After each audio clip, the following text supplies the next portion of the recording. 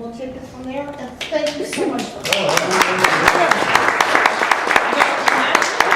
Just a moment, because, you know, I do have. You can do that, yeah. Not host. I have Paul Pritchard phoning in at 1:30. So my thinking would be that when he phones in, we'll have to stop and listen to what his comments are, and then continue from there. But my thinking was to try and, you know, move things along, because there's so many different tangents and things we could get on to. But anyways, to give you 15 minutes, see if Paul can communicate with us for about 15, and then Gudy, to share your story as a state coordinator, especially here in the home state of Colorado, where we are, as what it was like for you to be a state coordinator for HikaNation in probably one of the most difficult states to hike across the Continental Divide. And I don't know, I did talk to Bill Kemsley, and he's not able to be here, but there's a possibility I might be able to reach him by phone as well. But I have been in touch with Eric Seaborg, who Glenn's his father, and he said he can't be here, but he's very interested in working with us to develop a little bit more of the history of HikaNation and how it led to the American Discovery Trail. So we have those bridges being built now, and so we have a lot of really cool things happening. I do want to recognize some other folks that are here, and that would be the other state coordinators. Al, if you just stand up for a minute. Al is our state coordinator. Stan, where are you? So, keep standing up. State coordinator of Kansas. And of course, Gudy here. And then Terry, where are you? State coordinator? No, okay. Tim was. It's Tim. You want to be one? Yeah. Okay. All right. The other, so let's give them a round of applause for getting everything. The other person I want to recognize who is here, and I'd like him to stand, is the Appalachian Trail Museum Society president, and that's Larry Luxembourg.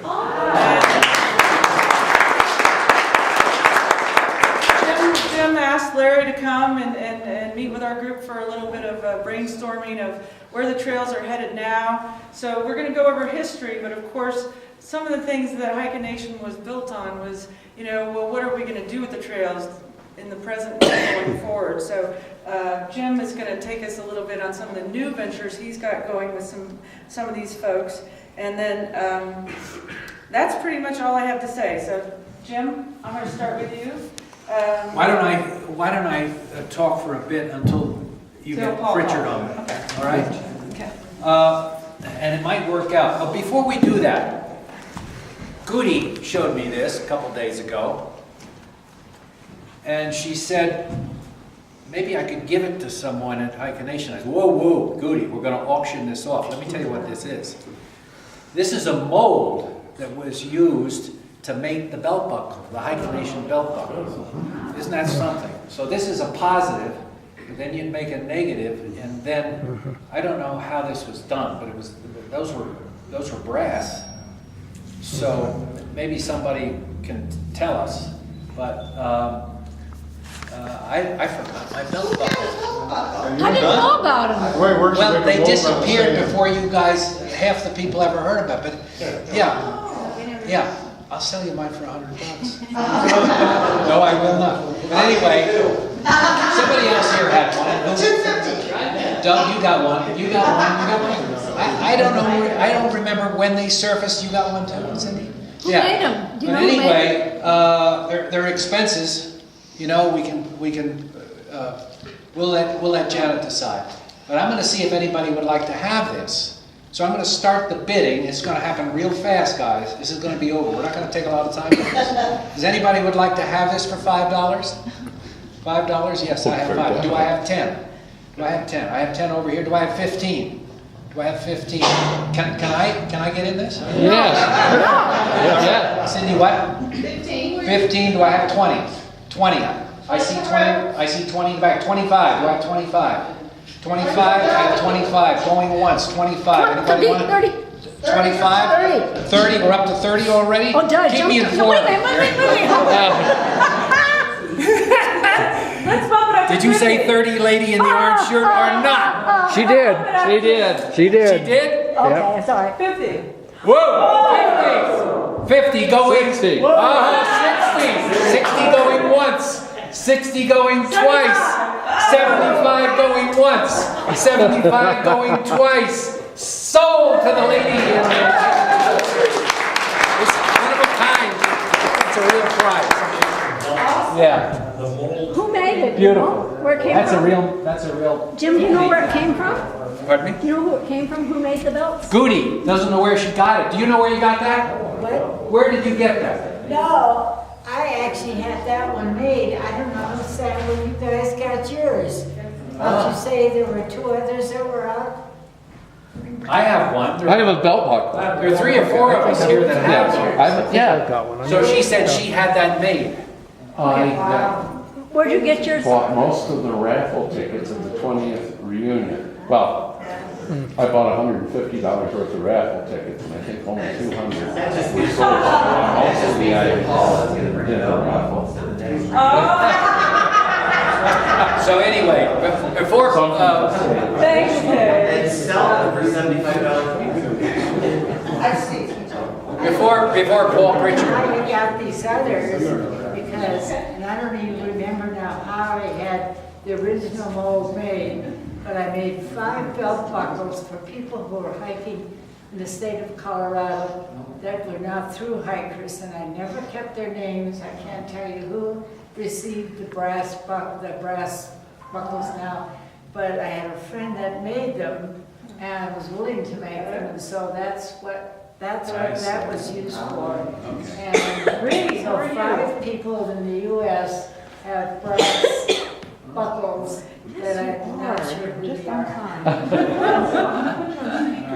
And that they were given away. He's on the phone. He's on the So he's on the phone. until Paul. He's on the He's phone. here. Oh, okay. He's on. All right. Well, you take it. Paul. Okay. Paul, we've got you on speaker, and I don't know, is there a way to amplify this? Does anybody know? If you held it to that? Okay. I don't think that's working. Hello. If anybody knows how to work that AV there. Okay, so Paul, I appreciate very much your calling in because we're just getting started with our program, and we're so happy and thrilled that you were able to call in. Now, in doing a little bit of research, I did find out that in 1976, that you, as the Appalachian Trail Conference Executive Director, and Jim as the Florida Trail Association founding president, and William Kimsley, the publisher, founder of Backpacker magazine, had a couple meetings. And in those meetings, you all created or had the idea for American Hiking Society, which was then formed in 1978 with Jim Kern elected founding president. Glenn Seaborg was at that meeting, and he got involved, and you all came up with this idea of HikaNation. And Backpacker magazine promoted the hike. So I'm just going to kind of leave it at there. And since you're the Appalachian Trail Conference Executive Director, just talk a little bit about how you got involved, what your interests were, and then Jim's going to say his words, and then we're going to hear from Gudy, who's here, about what it's like being a state coordinator for HikaNation, especially in a really rugged state. So take it away, and I hope everyone can hear. Hi everybody, this is Paul Pritchard again. My brother be here, and here I'm in D.C. I always say being in D.C. even though it's a beautiful city. But my partner is at a medical pain convention, and I've got to be here with him. So I'm really just Pritchard's out there in Colorado with all you wonderful people who I admire, especially all of you. It's a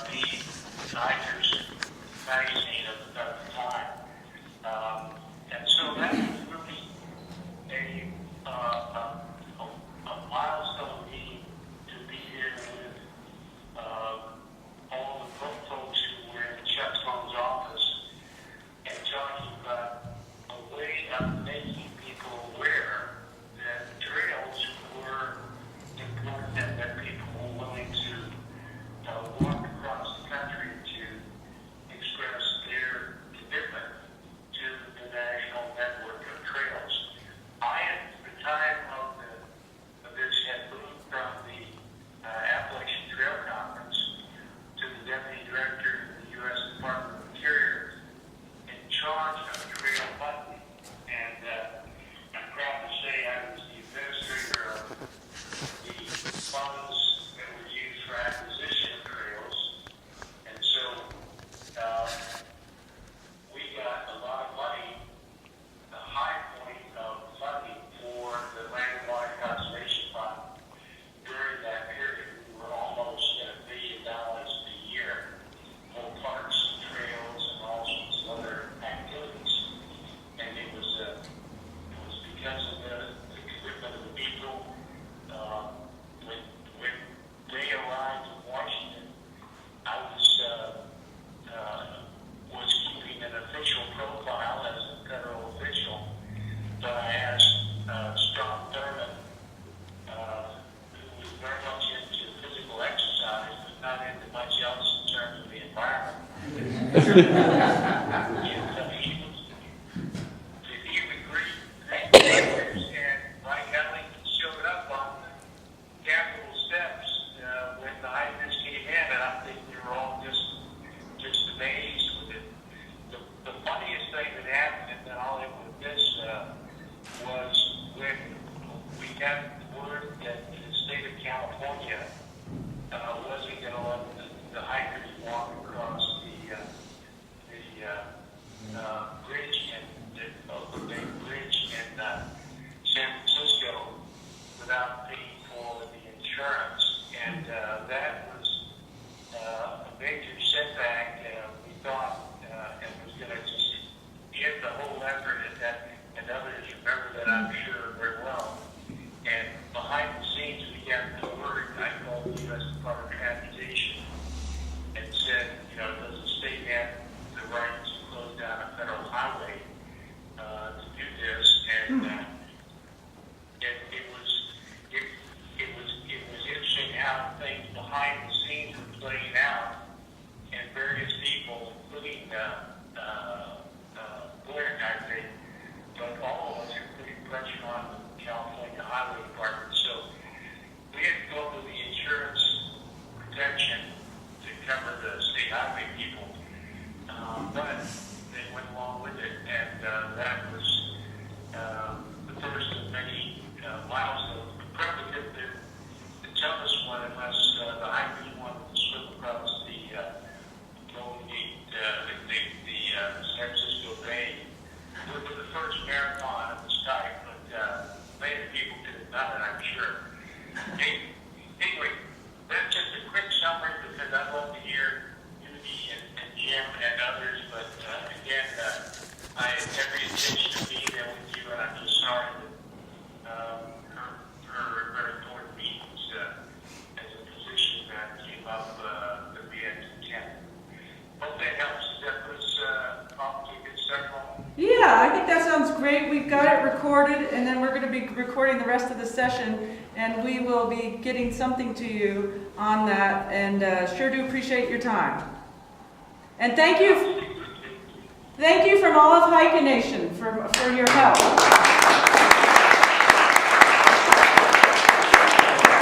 Because I'm going to stay in the background now, and I'd love to hear just reminisce with these people. So, all right. maybe further down, I'll try to be here. Okay, I'll leave them the phone on the desk with Jim, I guess, until my battery goes dead. I don't know. There you go. Pritchard hears enough from me. All right, Jim, take it away. Okay.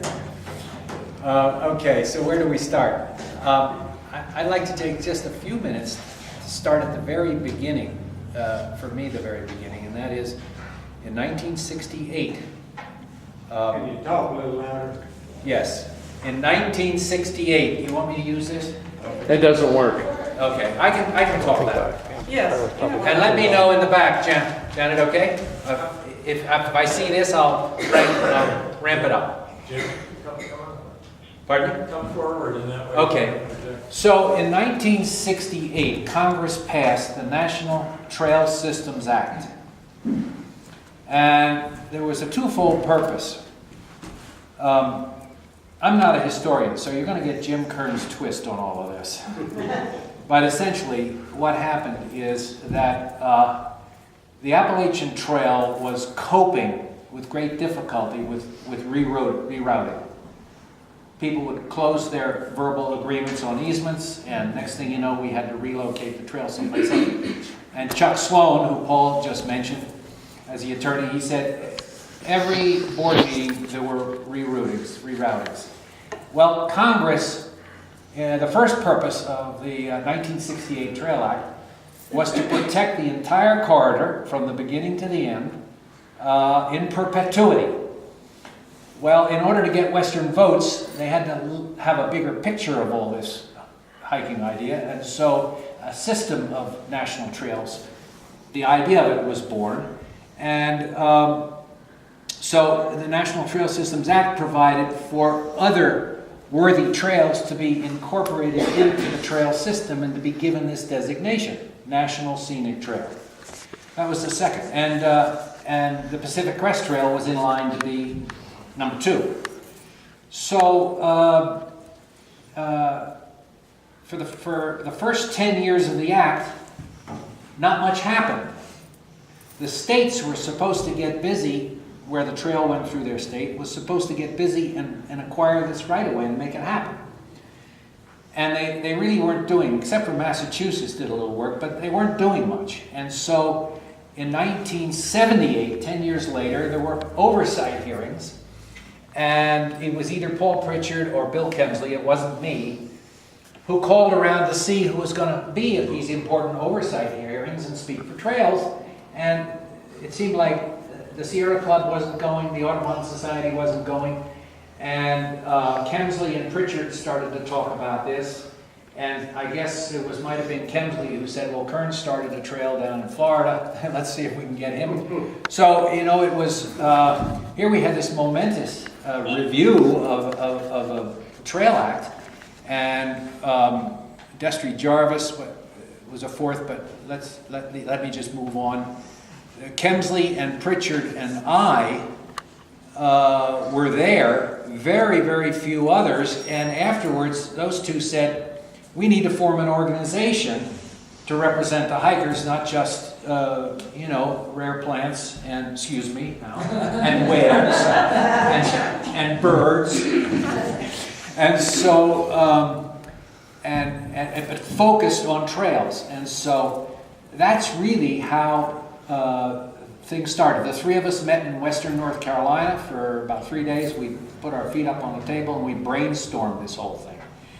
Well, the very first meeting we had, let me think how this went. The very first meeting we had was in a little hotel in downtown Washington, and Kemsley said, we need to do something it's got a real big splash to it. We want to get our name out there. Let's hike across America. And everybody says, and everybody, meaning we had maybe 9 or 10 board members, pretty much picked by Bill Kemsley and Paul. We had the superintendent of Grand Canyon National Park. We had Goodloe Byron, who was a congressman. We had a really good board. I had nothing to do with it. But anyway, okay, we're gonna walk across America. And everybody thought that was a good idea. Well, we need somebody to run it. Boom. You know what it's like? We've all been in committees, you know, where somebody needs to speak up. And there was this dead silence, you know, and it's terrible. You look at your shoes, embarrassed. So I raised my hand and I said I'd do it. I'd organize the thing. And I had no idea what I was getting into. Well, the next meeting was in Chuck Sloan's office, and Paul mentioned Chuck. He was the attorney that got our corporate paperwork done and our charitable nonprofit status and so on. So those of us who knew about the meeting, the board, but Bill Kemsley had put a little blurb in Backpacker magazine that there was going to be this meeting in the office of Chuck Sloan in Vienna, Virginia. His office wasn't any bigger than this, the room. So we're filing in there, in his tiny room, and in walks this lanky guy that nobody knew. Who's he? You know, that kind of thing. And he had his wife with him. And I heard the name Seaborg. And it just so happened, and I can't tell you why, I don't have a background in science, but I just knew that there was a Glenn Seaborg who was at that time chairman, or had been chairman of the Atomic Energy Commission. I thought, is there any possible chance, because I didn't know any other Seaborg, could this be the guy? And so we tried not to whisper and make, you know, he sat in the back. And so during the business meeting, he sat there patiently. And in the meantime, somebody had tipped me off that yes, I was right in my assumption about that. And so now we start to talk, our second meeting together, about this hike across America, and I start to explain my ideas, which I pretty much just cooked up by myself, because, you know, we didn't have money, we weren't living close to each other, there were no committees, and so I just told them what I had in mind, where we would approximately go through, what states we would go through, and I was thinking that we would leave from LA. Now mind you, this is the state of things. We have no money, we have no contacts, we don't know anybody in California, we don't know really exactly where we're going. And the lanky guy raises his hand and said, well, I live in Berkeley. He also happened to be a Nobel laureate. He also happened to be chancellor of University of California at Berkeley. And he raises his hand and said, well, if you want to hike, if you'd start the hike in San Francisco, I'll lay out the route through California. Now here I am, right? Somebody makes me an offer like that. Oh, jeez. I mean, this was a gift from heaven. So I assured him that I thought that was just a terrific idea. And so we had a committee, we formed a committee.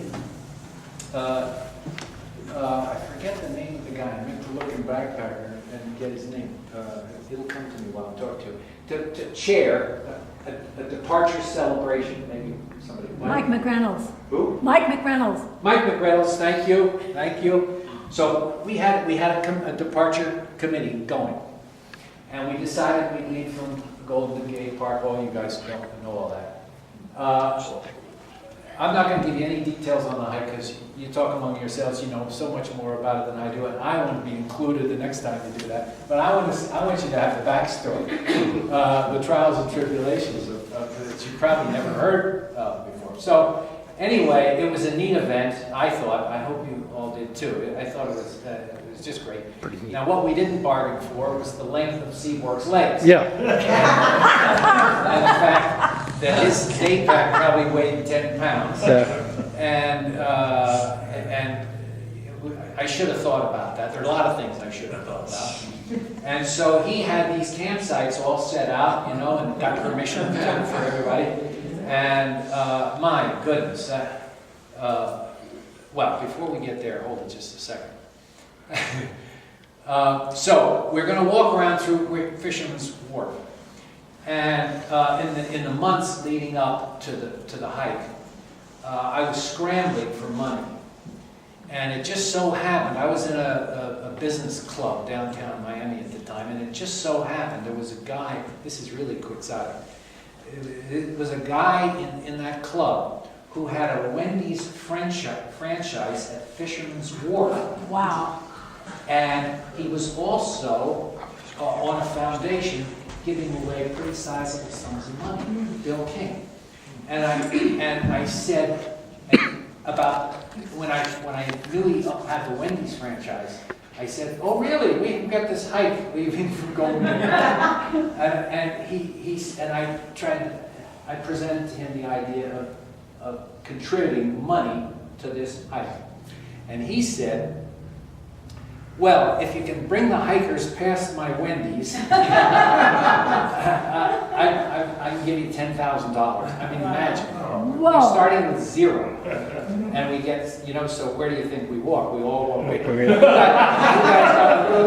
guys got a little bag of goodies, and in there, you've probably forgotten this, but in there was a little coupon for a discount of some kind from that Wendy's on Fisherman's Wharf. I still got mine right here. It's too late now. You're all So anyway, we came around Fisherman's Wharf, and then we all camped under the overpass, right? Does anybody remember that night? Yeah. Wasn't that the most horrible night? That was the most horrible night I think I've ever spent. Wonderful campground. Somehow, the hardness of the concrete came through my air mattress. I don't know. It was awful. Well, anyway. What month was this? April. Anyway. Well, and the sirens and the traffic and everything else didn't help either. Huh? So the sirens and the traffic. Oh, jeez. And the semi-tractor trailers. Yeah. Yeah. It was terrible. It was terrible. Well, anyway, I think Paul might have not gotten the details quite right on this point. In the very beginning, I thought, okay, Golden Gate Park is a great place to leave from, but how the heck are we going to get out of the Bay Area? It was a real problem. The Bay Bridge is 6 miles long, and there are no sidewalks. I just didn't know what the answer was, and it was Glenn Seaborg who went to the California State Assembly and got them to pass a special bill. This is amazing. That they were going to close 2 lanes. One is a safety lane, 1 lane for the hikers, from 6 a.m. to whatever, 8, something like that. Yeah, we only had 2 on this hours. Sunday morning, and that way we could get efficiently, conveniently out of the Bay Area and up into the hills behind Berkeley. That was the whole idea. And so, the fog rolls in, and can hang around till noon in that area. But that morning, as you guys know, the sun rose on a perfectly blue day. The whole city turned out.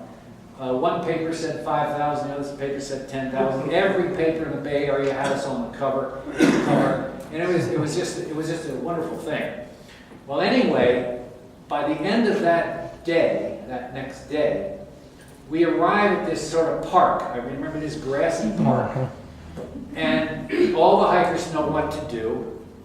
And they set about setting up their tents.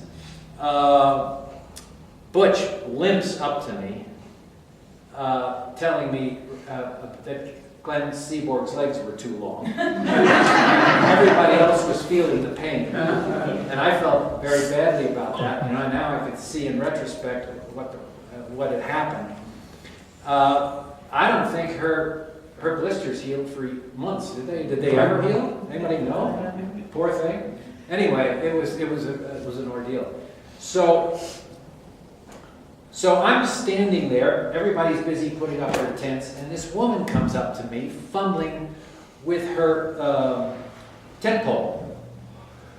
Now mind you, we knew who the Corps was. She was there in the basement of the Methodist Church the night before. Incidentally, I got to backtrack again. This won't be the first time. I forgot to tell you. We didn't know. Nobody met anybody. We were all kept in touch by a newsletter that I started from my office, and if you were interested, you called into an answering machine and you left your name and phone number, and if you wanted the newsletter, which was going to keep you up to date about all this, you had to send us $1, and we used that for postage. Yeah. And so that went on like that, and then the board wanted from me a resume of how things were coming, and I told them everything, and they said, Kern, you haven't planned this thing. Right? You're going to run out of time. You haven't gotten everything done. April is obviously the month. You better postpone this thing a year. You remember that? Yep. I wouldn't have been there. Wouldn't have been there if you hadn't postponed it a year. Really? Yeah. Yeah. So I was sick about the thought, but I also knew they were right.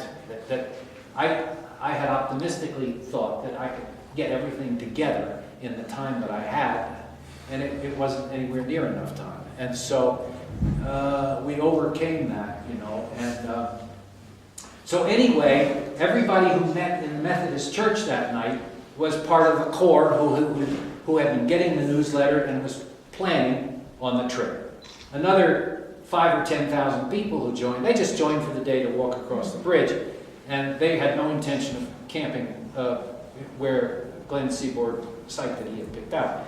But anyway, that was quite a night too. Yeah. Somebody showed up from the University of California to take everybody's health measurements. Oh, that's right. And over in the corner, people are doing jumping jacks, you remember? Yeah. Energy, yeah? And I look out of the corner of my eye, and there's this old man doing jumping jacks. And I'm just saying to myself, it wasn't huge. It was John Stout. John Stout. Stout. John Stout. And I just I hope not. I hope he doesn't fall over. And then at the end of the meeting, this meek little lady comes up, who happens to be Paula's mother. Where's Paula? Here. And she says to me, I'm a little concerned about walking back in the dark. Do you think you have a ride? I'm thinking she's going to walk across America. Well, she was a real trooper, right? Yeah. And but anyway, I'll never forget Marcy just coming up to me. She looked so delicate, and I thought she'll last 3 miles. So now we'll fast forward to that night behind Berkeley in that park. So this gal comes up to me holding tent poles, and she says, I can't seem to put these together. Lady, are you going to go to Washington, D.C.? It was hard for me to not laugh. And I thought, she's another one. She's going to last, about, I hope she can make it through the week.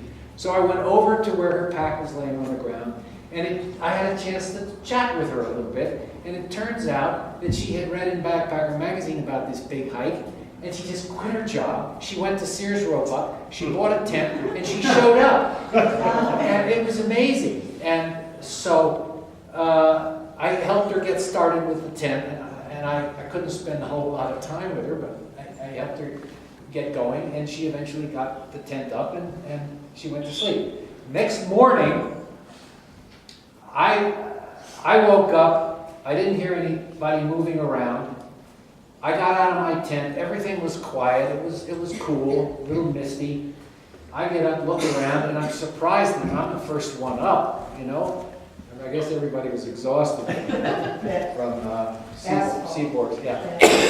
One person was out of their tent.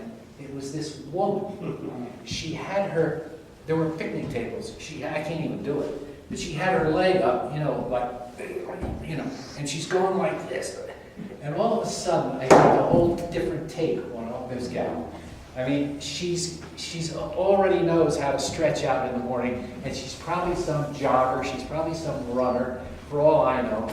And in truth, that's what happened. She didn't know anything about putting up her tent, but she was in shape, and she was getting ready for the day. And she was, I can't remember her name, but Was it Edna? I don't know, but she was with the group for a month or two or something. Yeah, was Edna. Edna was a runner. Yeah.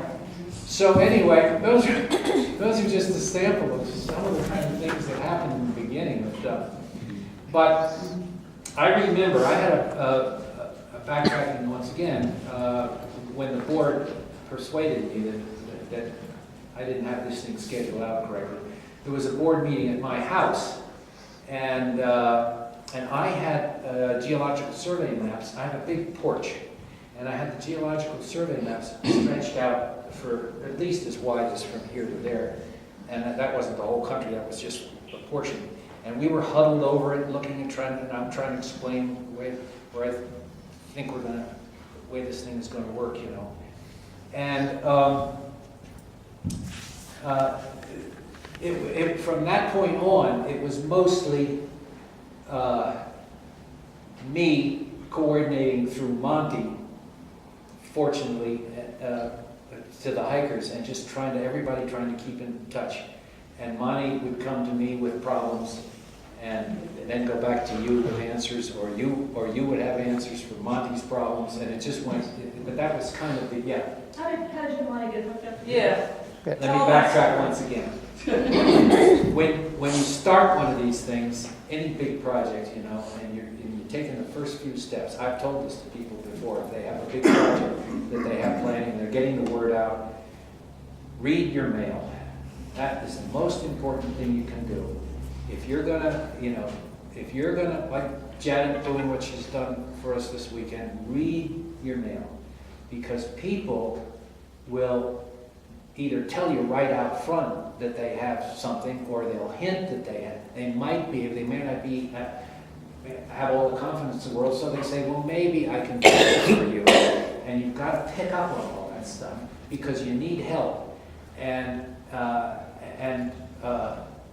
did you get money? I'll come back to that. How did you and I connect? We connected from, I remember we got a Backpacker magazine that said, come join us on a hike. Yeah, but you came down to Florida. I know, I came to the first hiking. The very first hiking we had. And that's where I met you, and I met Gudy there. Nice. And Joe Shute. And Ed Garvey. Okay. And then we went camping after that in Shenandoah for a couple of days. Went for a hike, and that's where you realized I wasn't a lunatic. Okay. All right, so that's the sort of thing. Yeah. Summers wrote me, right? And I wrote you back. That's what you just have to do. You have to read your mail. I think I was a little late. I apologize if I was late getting back to you. But anyway, you have to look at your mail, because whether I'm not talking about internet, telephone, whatever, because stuff will surface. Well, this guy calls me up from Illinois and tells me that he's a retired military guy, and by the way, he happens to have plenty of time, and he happens to have an Airstream trailer. Can he be of any help? Oh, yeah.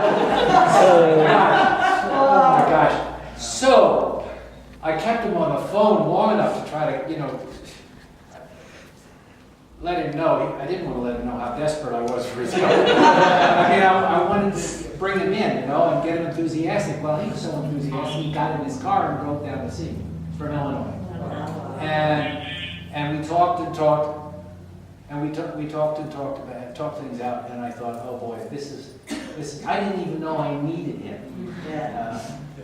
You know, I didn't know I needed insurance. Paul Pritchard was talking about insurance after. I'm not sure I'm going to get this exactly right, but after Seaborg got permission to cross the bridge, some bureaucrat comes up and informs me that we've got to insure the state. And I had no idea what this was going to mean. I called around and nobody was interested. It might have been, Paul, was it you? Anyway, somebody suggested an insurance company in either Michigan, I think Michigan or Wisconsin. And when I talked to the guy, he sounded like he could be helpful. And I told him what we had in mind. Nobody was going to jump off the bridge, which is the kind of thing I suppose you'd be worried about. And this thing was moving forward toward glacial speed as the hike date was approaching. Well, they told me verbally over the phone, they gave me a quote. It was a little over $2,000 for just a couple hours. It killed me, you know, given how much we were struggling for money. But I told them we'd take the deal. And you know, we never got the paperwork signed. Wow. I could have walked away from that, but I just felt I had an obligation, because if I had a problem, I was going to count on the verbal agreement. Question, Jim. Was it Lloyd's of London that insured us? No, it wasn't Lloyd's of London. I've been telling that story all these No. years. You keep telling You keep telling if you want. I forget. But anyway, yeah, they saved our neck, because we assured them that we had the insurance. I never had to show the policy to anyone. And about that time, by the way, and I forget how this happened, I was canvassing some of the big, kind of people I thought might be likely sponsors, you know, like Hershey bars. Somebody might be interested in sponsoring this effort. And I contacted one of the big, I think, cereal companies, like one of the big, Procter & Gamble or something. And the next thing I know, I get a phone call from Postman. What's Postman? Gee. We still wonder. Yeah, if you had grandparents, you would have known. Boy. So they were interested in us. So obviously I was very interested in them. And so I started to communicate with somebody, I guess in New York City. And I'm a little hazy on some of these details, fill me in. But anyway, I got my second donation, major donation for the cost of this thing, as you guys were pouring onto the ramp that Sunday morning, close to sending me a check for $10,000. Yeah, that's how close we were. You know, we were real close to financial disaster. So they seemed to be happy with us, don't you think? I mean, we wore all their T-shirts, and there was lots of swag of all kinds. I forget. But anyway, Some of us even tried to drink Postum. Pardon me? I said some of us even tried to drink Postum. Yeah, I did. About a half a cup. Yeah. So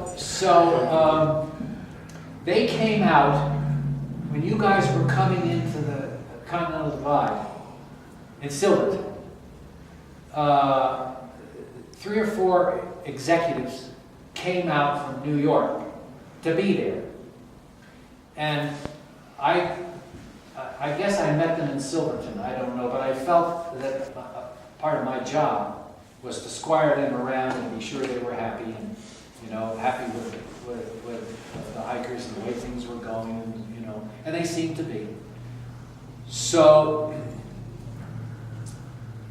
I asked them to have dinner with me that night that you guys were accumulating. Really, most everybody had shown up at Silver, and you were hanging out. And I forget how I picked the restaurant, but anyway, we walked into a restaurant. It was quite crowded.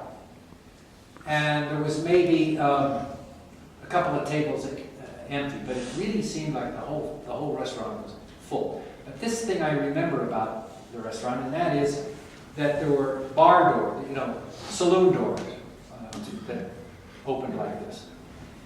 And so we got a table, and looking around the group of the patrons in the restaurant, I couldn't tell who was hikers and who was not. I didn't get to know everybody that well. And so we took our place, and I guess we were about halfway through the meal, and all of a sudden, the doors swing open. Well, wait a second. Before that, no. All of a sudden, there's a big uproar. This huge uproar. It's like there was a comedian just made this terrific joke, and everybody's in a howl. And I'm looking around to see what the event is, and a guy had just walked through the doors, and I associated the two. So the hikers, this guy must be important. What's going on? What's going on? I was telling this story just like this last night to this guy, and I found out he was the guy. And all this roar goes up, and he told me a part of the story I didn't know. He in an effort to hitchhike, he told me why he was missing. He had to have his hiking boots repaired, and so he took off and went, I don't know how far away, and to help him get rides, he had a plaque that he held up that said "harmless," and he held the plaque up to get people to stop. It works. So you had a guitar on your back? I didn't realize that. What's that? You had a guitar on your back when Yeah, you came guitar through on the the door? back and then the sign To protect the guitar from the doors, when he came through, he turned around and it says "harmless" to all you guys in the restaurant. So, which is just one more added touch to the whole event. But anyway, by that time, you all were seasoned you know, you were, and by the way, well, you knew this. Now, from here on out, I can hardly tell you anything new because it's the background that I thought you might be interested in. But the whole thing seemed to be working with the answering machine in my office, people calling in, wanting to join the hike, talking to Monty, finding dates. We could notify the Greyhound bus company. We could notify, you know, we could write to Monty, post. What do you call it? Postal. What is it? General delivery. And so people were joining, and people were leaving, and it took us all the way to and by the time we got to DC, I was so exhausted. I had a real estate business I was supposed to be running, and you guys started to talk about going on to the Atlantic, and I just hated to disappoint you, but I just couldn't. I was out of steam. I was out of steam. I said, you're going to have to do this without me, which they were perfectly able to do. They just put on their boots the next morning. And I then heard all the story about it from other people. And I saw the pictures last night. But it was more momentous than I can imagine, and I would have loved to have been there. But anyway, as you all know, you know, this was how the American Discovery Trail found its roots, and the rest is history. Thank you, Jim. Yeah. If you have any questions, What I'd like to do is get Gudy up next to say a little bit about Colorado State Coordinator stuff, and then have our questions after her presentation, or whatever you want to say, Gudy. Can you come up for just a moment?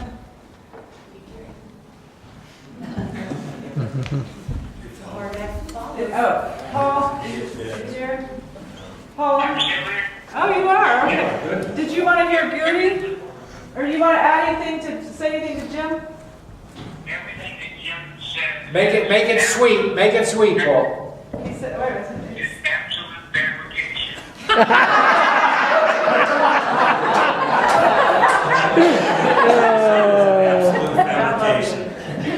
Okay, say goodbye. We can buy now. Hey, Pritchard, God will get you for this. Okay, well, I'm gonna let Gudy talk next, and we'll get back to you, Paul, okay? I want you to know Jim has an incredible memory, and I respect that. Thank you, Jim, for helping me just smile for the last 10 minutes. What's great stories. Thank you. Thank you, Paul. And let's give everybody a round of applause for Jim and Paul.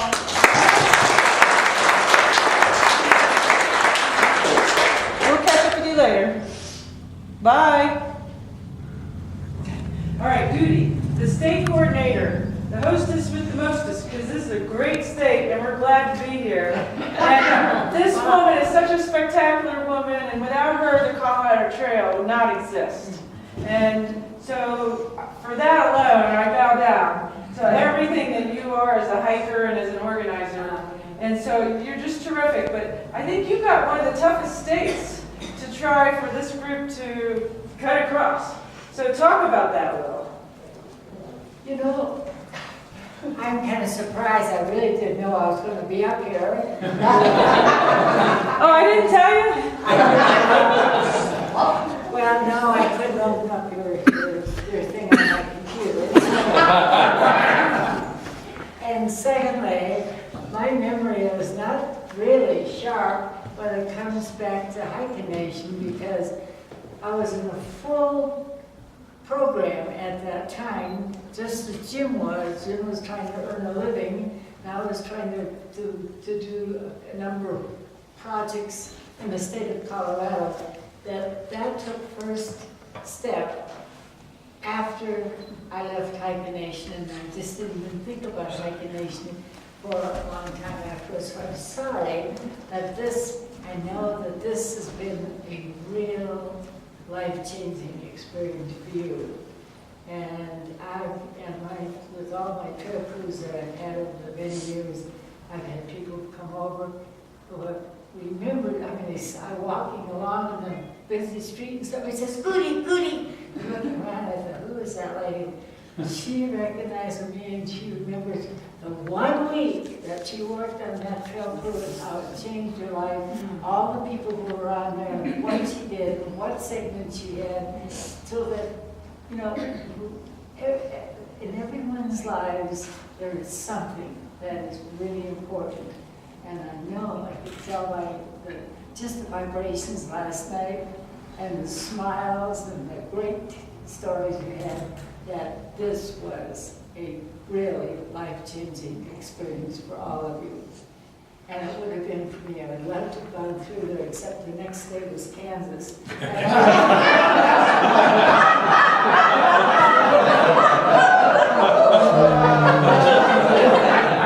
Best choice you ever made. I lived for 6 years when we were first married in Kansas.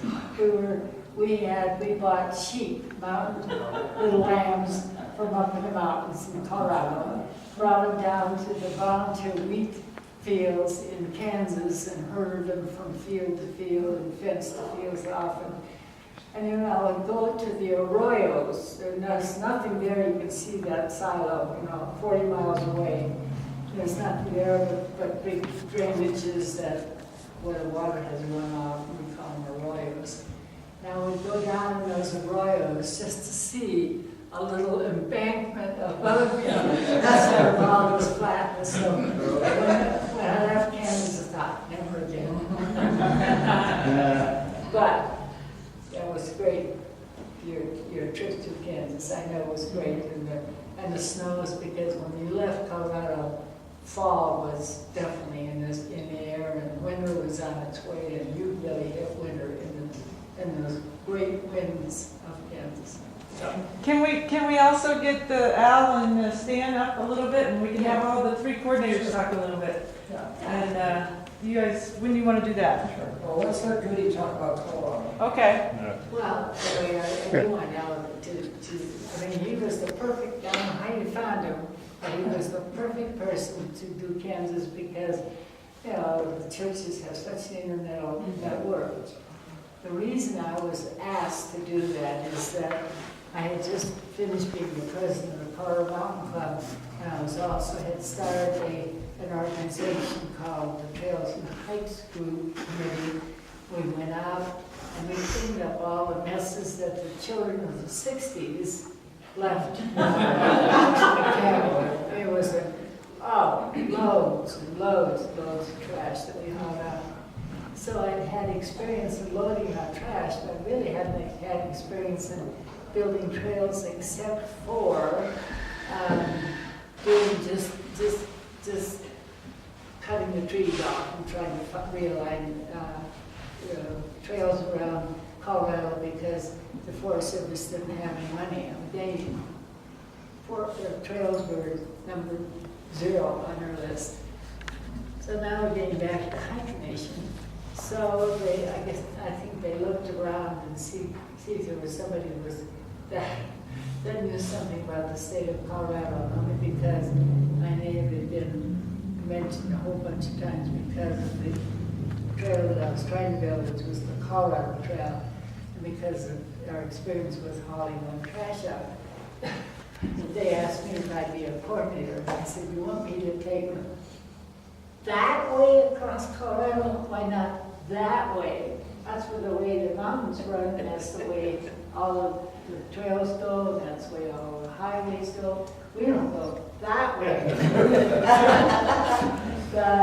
And that was my first experience of driving out to see Dove Creek. Dove Creek was your entry into Colorado, and my intention was to leave the Bent's Ford, because from then on it was flat. That's what I did. I left Bent's Ford. By the way, I'm jumping ahead. After I left Bent's Ford, somehow or another, Monty drove me back, and I picked up my station wagon, and I came through Rocky Ford, and there was a little sign there that said, get cans free, which means cantaloupes free. So I stopped in there and I asked for cantaloupes. He said, pick all you want, we're past the season. So I filled up the whole back end with cantaloupes. And then, because we just hadn't had all this fruit, and all I could see was fruit. And so then I go further, and, oh no, and I said, you know, I see you've got tomatoes out there, can I just take a couple tomatoes? Kept calling back. So then I filled all the cracks up in the station bag with tomatoes. And I got home, and what do you do with cantaloupes and tomatoes? So I had my work cut out, and I forgot all about the HikaNation. So, to get back to the original planning of HikaNation, and finding out where Dove Creek was, and getting out, I found my husband is working for the government, and I get all the maps free, so I got all the maps between Dove Creek for a swath of about 100 miles to the Kansas border, and got them all out. And actually, I went down to a church and they had a big stage, and I put all these maps out on stage. I didn't have the room for them, just to try and find a route through there. And found out that I was determined you're not going to walk on roads, that you're going to be off the roads. Well, that didn't quite work out, but mostly it was off the roads. Yesterday, when someone showed their slides, by the way, your slides were Mike? great. Kelty Mike. Or Scott. Yeah. What I thought was the most spectacular part of going through Colorado, which would have been from Silverton over to Walsenburg? the little town, very exciting. Did you go over Wolf Creek perhaps? What? Beaver Creek. Did you go, did the route go through Wolf Creek pass? Yeah, we went No. across through the mountains. I didn't see one single picture from that. I thought, well, it impressed me. I was so thrilled to see it because I had never been in that part of the country. The rest of you didn't take any pictures at all. Blame it on alcohol. I think it was just. I think it was the altitude. They were Altitude, or stuffing- alcohol, or One who altitude. lost their way going through, Yeah. and they ended up clear down on the other end of the pass, and down at a commercial campground. And I remember them when they finally got to Silverton, they said, you know, they wouldn't even give us water, let alone go in and buy anything in the store, because we didn't have reservations. So, who was, were you with on that? Who was on that group? Anyone here? Well, anyway, they had a hard time getting to Silverton. So after that, I really made sure that the kind of group kind of either kept together or we could see it, except for your buggy that didn't stay with us. Yeah. But that was, the point was from point to point to point, and I wasn't aware at the time that you could only hike maybe 9 miles or 10 miles per day. You know, you're 10 minutes from your car and you're where you're there that night. So I overestimated on how far you could walk every day. I mean, for us, 15 miles is what we would generally do with the pack. But it turned out that it averaged 10 miles, 9.5 miles per day, plus the days that were 3 days in Silverton, one other place. So, when I get to the end of the road, I had to call up the Treasurer's Department or the Office of the Registration of Land and Real Estate Department, find out who owned the ranches, because there are a lot of cow ranches and that big horse ranches. Get permission to go through the ranches, so that's actually how it worked out. And it took me a year and a half to put that together. You know, you walked it in 2 months or 6 weeks, and it was over then. But I personally gained a lot from it because I learned a lot about the state that I hadn't seen before. And everyone would I call them and say, "You want to do what?" That was coming. They couldn't believe there were people who would actually go out and walk from Los Angeles and were willing to go through Colorado and keep on walking. So just the surprise and the novelty of it made it pretty easy to get access and across some of the land that we went to. So that was basically what it was. It was a lot of phone calling and people getting people's names, and that was about it. And then transferring it over to Monday, who then decided how far you guys could go, or how far he could drive and reach on the other side. Did many of the people that you asked to cross the land, did many of them say no? Anyway. Did anybody say no, turn you down? No, I had no, Really? turn around. I mean, it was sometimes a little persuasive. But in the end, we were really Isn't that great? where we wanted to go. So, but I don't think we could do it again because now a lot of the ranches have been sold. They've either been, or now either been fracked, oil has been discovered on them, and they're closed to any visitors, or they're into subdivisions that are going way out into the east, lots of subdivisions. So people are spreading out from Denver because they can't stand it. Yeah. So, and that's about my experience with. Okay, Thank you, Gudy.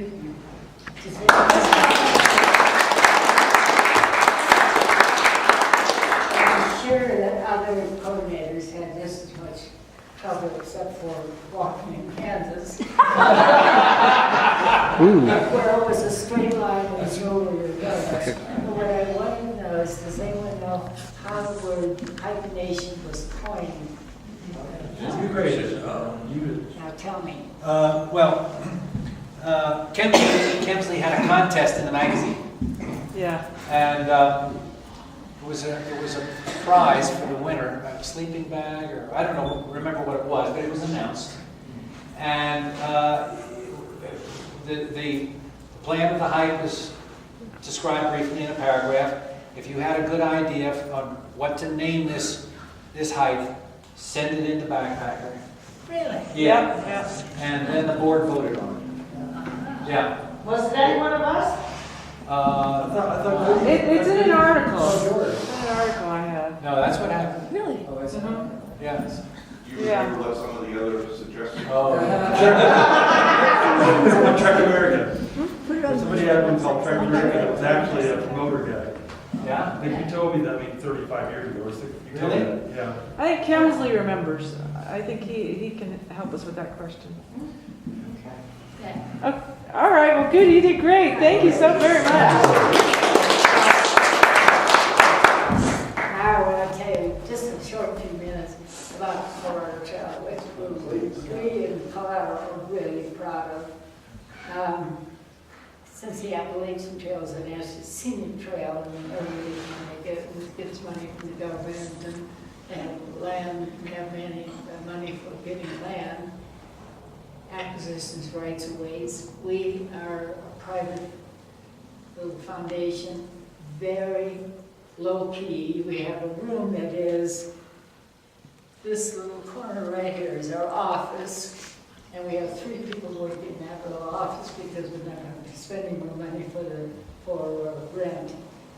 And it was envisioned at 500 miles. And when I took it over, it was still 500 miles. And after it finished it was 468 miles. And now we've just added another 186 miles to it, so it's 570 miles.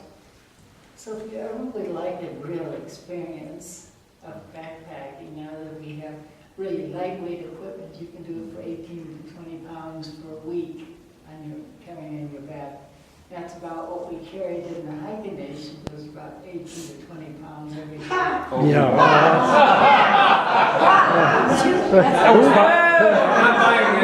That was my guitar.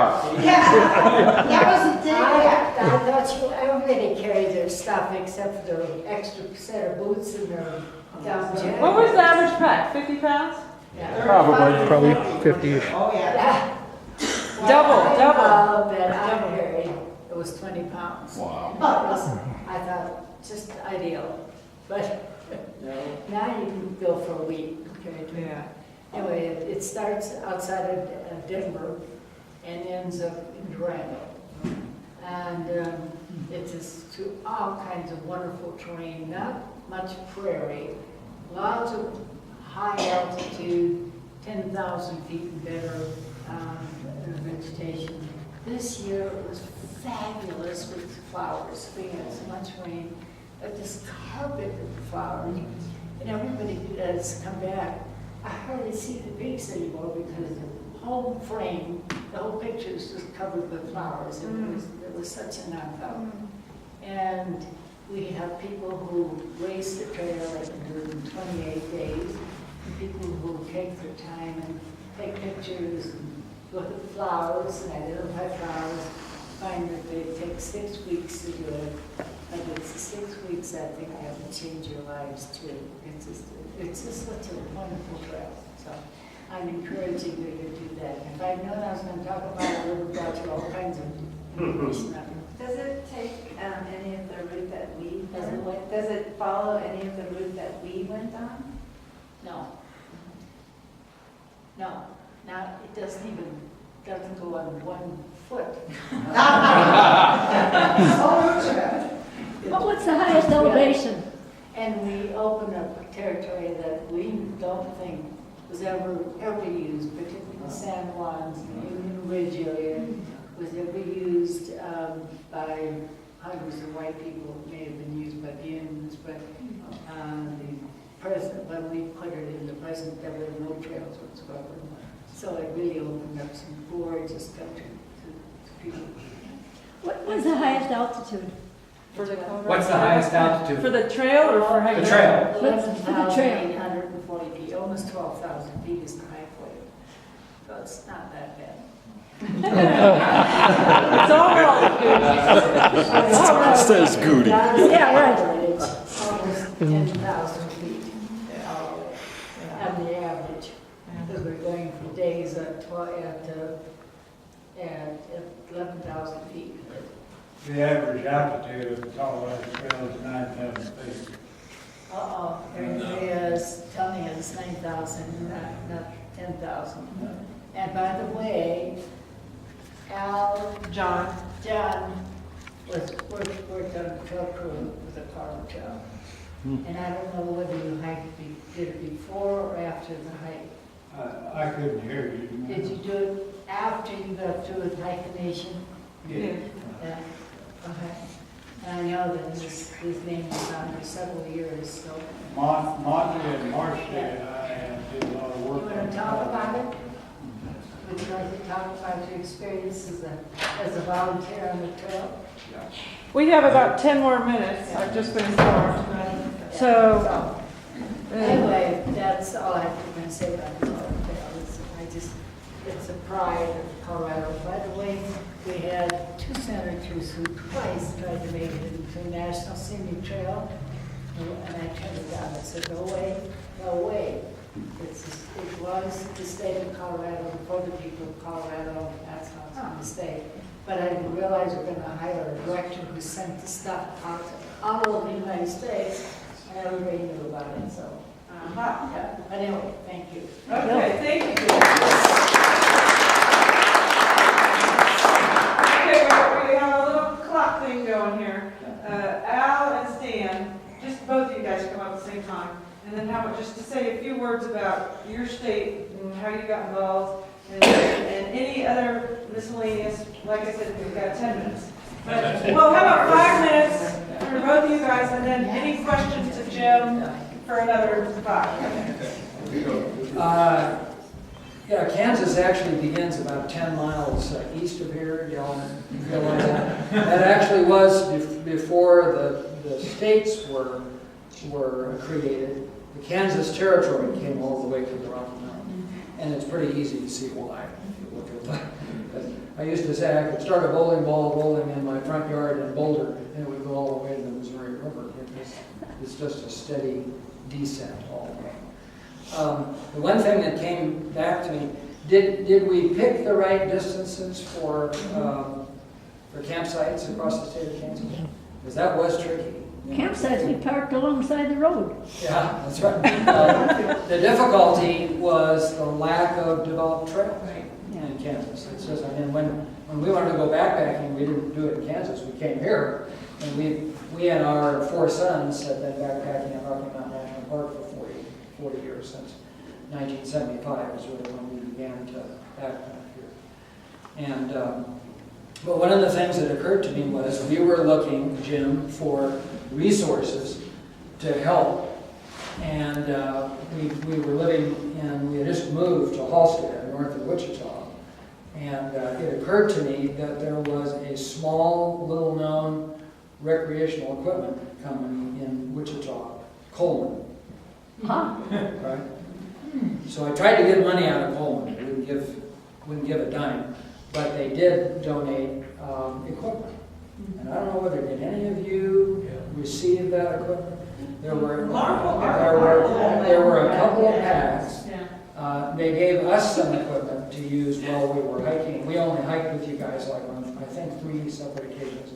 My son Nathan, who was 6 at the time, came out and walked with us from Colorado into Kansas, and then at the other end from Kansas down to Nowata, Oklahoma.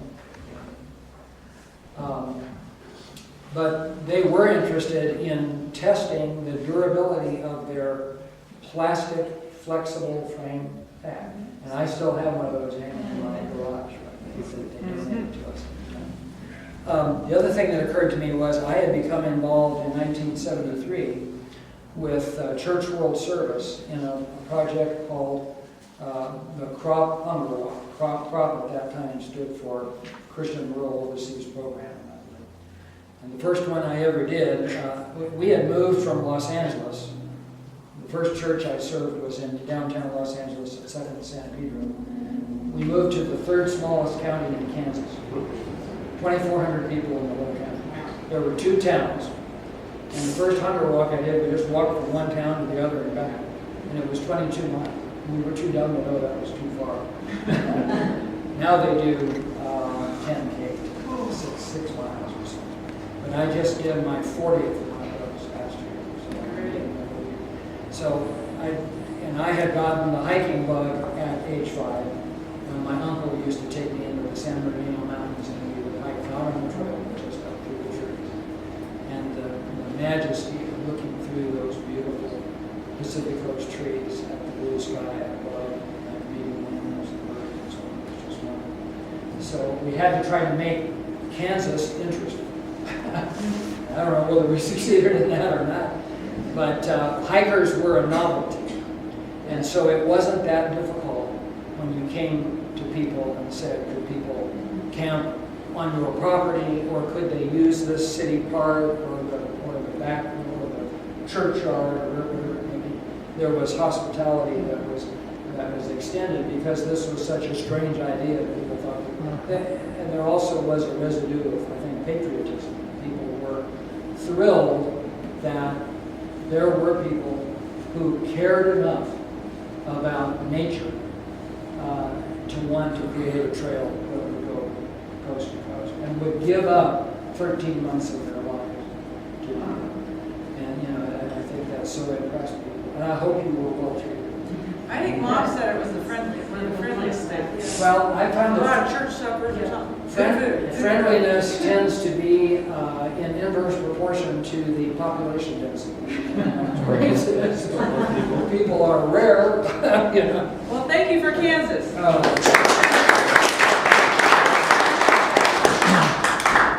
I don't remember setting up the campsites, but they were good and frozen. I remember that. The 12 below zero, tent pegs just going like that.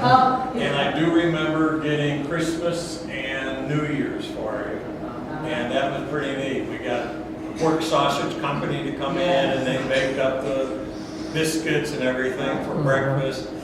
But when you mentioned that about trying to find the ranchers and accommodations, I did it, but I don't remember it. You have that same spot. Okay, thank you. We'll, Okay, Jim, will you please stand up? Gudy, will you please come up? Gudy? will come up. We will. Please. We will be at this meeting. Tish, please come up. Doug, please come up. William, please come up. Al, please come up. You need to stand in front here. I've never been before a firing squad. Scott, will you please come up? Ryan, will you please come up? They're going to award you your lunch and finish. Did you do it? Okay. Well, obviously, on behalf of HikaNation, for Gudy and Jim, we have a present for you. And lunch. It's going to be rancid like the tuna. So, and what we're going to do afterwards is take a picture and you can put it in there. So you can open it now if you want, but that is from HikaNation, for both of you. Thank you. Tish told me this time. Yeah. Notice the paper, that's special wrap. Tish told me this time to ask for help, and I had tremendous help. So part of my steering committee, or help, Al, for the hike today. Dave, come on. Oh, how can you take pictures of that? Dave, this for you. Scott, for coordinating our, if you want to buy, what do I want to say? The t-shirts, the mugs, the bag. And Ryan, I had asked him a while ago, I needed a logo. Will you please do the art? And Ryan graciously accepted. I thank you. Doug, the barbecue king. So in honor of him maybe doing this last one, I got him his own little brand. And hopefully tonight he can put it on his meat. No pun intended. Yeah, he does, it's on the floor. Hold on. Yeah, I know, I get there.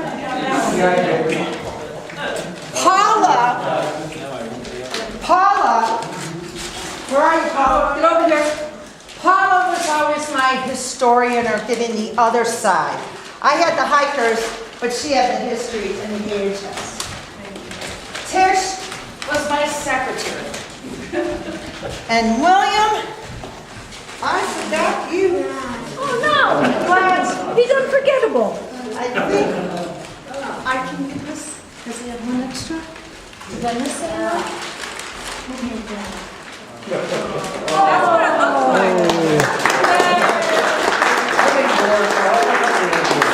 So, can you squeeze in because I want a group picture of my committee that helped me present or do this wonderful reunion.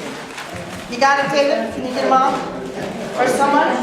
Paula, look. Goody, Squeeze in, you guys. squeeze in, picture. Squeeze the crowd. Tell Goody to turn around.